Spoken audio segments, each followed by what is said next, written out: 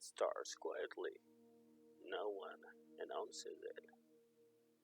No one says that from today you are on your own. It happens. It just happens. One day you are a child who believes that the world belongs to you. The next day you're watching everything fall apart. And something inside you decides that if I don't handle this, no one will. My childhood was beautiful. I truly believed I would never lose my parents. That was not even a possibility in my mind. I remember my mother's hand, the fragrance, the way she forced me to eat, the way she cared about every small thing. I remember my father's strictness. I didn't understand it then. Now I know that was protection. I never knew what money was. Everything is provided. I was safe. That kind of safety is invisible when you have it. You only understand it when it's gone. I was in 7th grade when my mother got sick. Nobody explained how serious it was. 2 months later, she was gone. She was gone forever. I didn't understand death. I just understood absence. Suddenly, no one was checking if I ate. And yes, we were financially fine. But I started sleeping hungry, not because there was no food, because there was no one who cared if I ate. That changed a child, not loudly, but quietly, slowly. When my father died, something strange happened. I felt freedom, and that's hard to admit. But it's true. No more rules, no more strictness. What I didn't understand was this, that children need structure. They need someone regulating the world for them. When that disappears, the child doesn't become free. The child becomes hyper aware, always scanning, always adjusting, always figuring things out alone. When a child becomes emotionally responsible too early, the psychology calls it parentification. I didn't know that word back then, but I lived it. My siblings were older, but everyone was confused. Everyone was grieving differently. There was no real guidance. People were sympathetic, but sympathy doesn't build direction. Some people criticized me. They teased me. They took advantage because they knew something I didn't yet fully realize, that there was no authority behind me anymore to protect me from them. There was no protector. So I adapted. I stayed out late. I skipped school. I chased freedom, and freedom felt powerful. But looking back, it wasn't freedom, it was avoidance. When you grow up too fast, you either become extremely responsible or you run from responsibility because you were never taught how to carry it properly. And I choose to run. By 20, I had inheritance, property, money, and zero understanding of value of these things. I became the coolest one. Always friends around me, outings, spendings, being popular. But But something important was happening psychologically. When a child grows up without emotional safety, they often learn this, that love is something you earn. So I paid, I provided, I performed, I became useful because being useful felt safer than being vulnerable. At 23, I took control of my inheritance completely.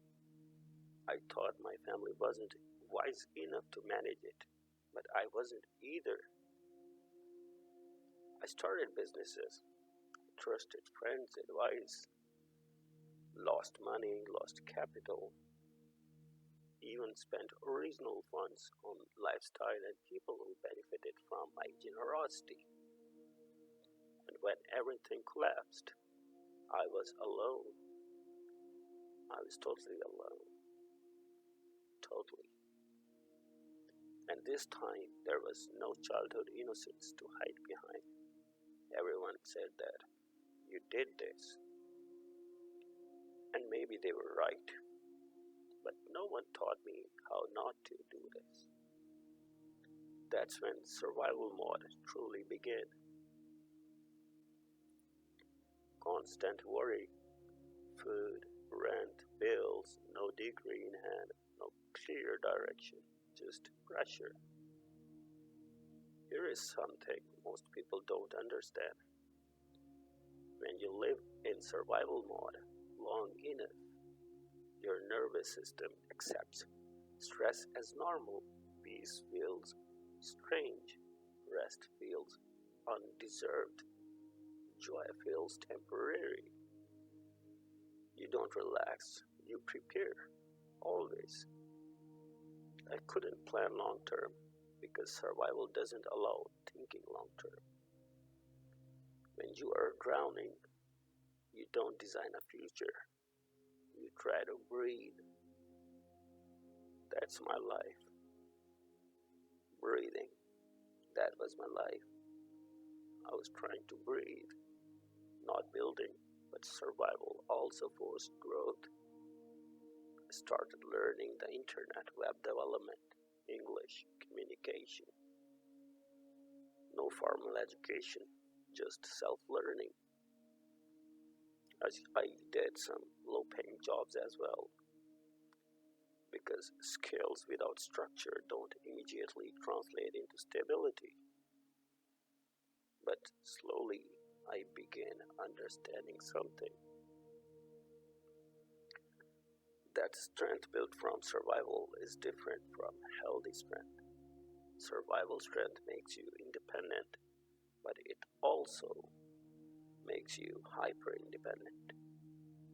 You stop asking for help, you stop trusting people easily, you became double minded about decisions. Because deep down, you're afraid of making another mistake that cost everything.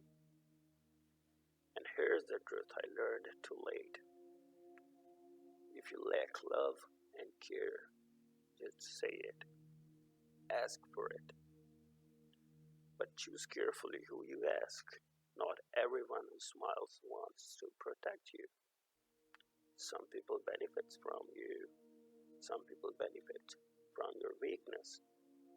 And if you can find guidance, then build skills first. Learn things, learn skills, education first, understanding money first, freedom later. But freedom without preparation is dangerous. It feels good, but it destroys quietly. People praised me for being strong, but strength came at a cost. I learned to manage everything alone, but I never learned how to rest. I learned to provide, but not how to receive. I learned to survive, but not how to feel safe. That's invisible cost of growing up too fast. You look functional, but inside there is still a child asking that. Why didn't anyone protect me?